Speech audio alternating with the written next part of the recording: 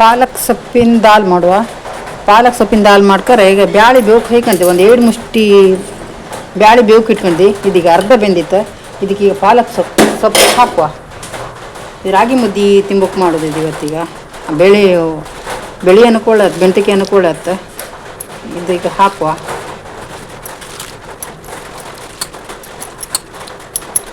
ಪಾಲಕ್ ಸೊಪ್ಪು ಹಾಕಿ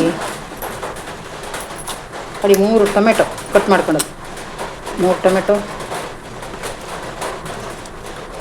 ಒಂದು ಚೂರು ಶುಂಠಿ, ಚೂರೇ ಚೂರು ಶುಂಠಿ, ಒಂದೇ ಚೂರು ಕೊತ್ತಂಬರಿ ಸೊಪ್ಪು ಎಲ್ಲ ಒಟ್ಟಾಕಿ ಬೇಯಿಸ್ತೆ. ಒಂದೇ ಒಂದು ಈರುಳ್ಳಿ, ಖಾರಕ್ಕೆ ಬೇಕಾದಷ್ಟು ಹಸಿಮೆಣಸು. ನಾನು 3 ಹಸಿಮೆಣಸು ಹಾಕಿದೆ.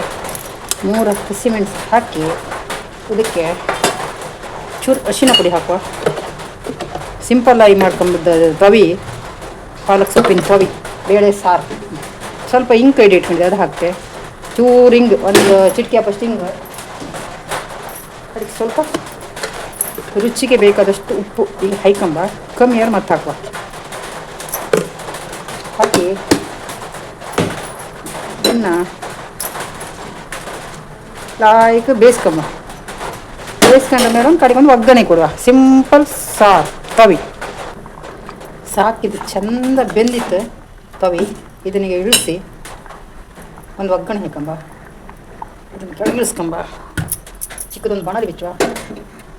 ಬಾಣಲಿ ಬಿಚ್ಚ ಮೇಲೆ ತೆಂಗಿನ ಎಣ್ಣೆ ಹಾಕುವ. 1 ಚಮಚಿ ಸಾಕು. ಎಣ್ಣೆ ಸ್ವಲ್ಪ ಕಾಯಿರಿ. ಎಣ್ಣೆ ಕಾದಿದೆ. ಸ್ವಲ್ಪ ಸಾಸಿವೆ ಪಟ ಪಟ ಒಂದು ಕೊರಬೇವು, ಸ್ವಲ್ಪ 4-5 ಬೆಳ್ಳುಳ್ಳಿ ಬಿದ್ದದ. ಅದೆಲ್ಲ ಒಂಚೂರು ಕೆಂಪಾದ್ಮೇಲೆ ಈಗ ಜೀರಿಗೆ, ಒಂದು ಚಿಟಿಕೆ ಜೀರಿಗೆ ಹಾಕುವ. ಆಯ್ತು, ಇದೀಗ ಒಗ್ಗರಣೆ ರೆಡಿ ಆಯಿತು. ಗ್ಯಾಸ್ ಆಫ್ ಮಾಡ್ಕೊಂಬ. ಈಗ ಇದನ್ನು ತೆಗೆದು ಈ ಸಾಂಬಾರಿಗೆ ಹಾಕುವ.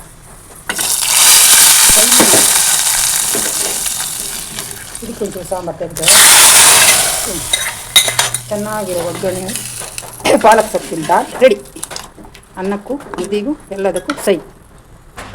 ಇಲ್ಲಿ ಕಾಣಿ, ರಾಗಿ ಮುದ್ದೆ, ವೈಟ್ ರೈಸ್, ಪಾಲಕ್ ಸೊಪ್ಪಿನ ಕವೆ, ಹೆಸರು ಬೇಳೆ ಹಾಕಿ ಮಾಡಿರುವ ಪಾಲಕ್ ಸೊಪ್ಪಿನ ಕವೆ ಈಗ ಸವಿಯಲು ಸಿದ್ಧ. ಎಲ್ಲರೂ ಒಂದ್ಸರಿ ಹೀಗೆ ಮಾಡ್ಕೊಂಡು ಊಟ ಮಾಡಿ. ಲೈಕ್ ಮಾಡಿ, ಶೇರ್ ಮಾಡಿ, ಕಮೆಂಟ್ ಮಾಡಿ. ಅದಕ್ಕಿಂತ ಮೊದಲು ನೀವೆಲ್ಲರೂ ನನ್ನ ಚಾನಲನ್ನು ಸಬ್ಸ್ಕ್ರೈಬ್ ಮಾಡ್ಕೊಳ್ಳಿ.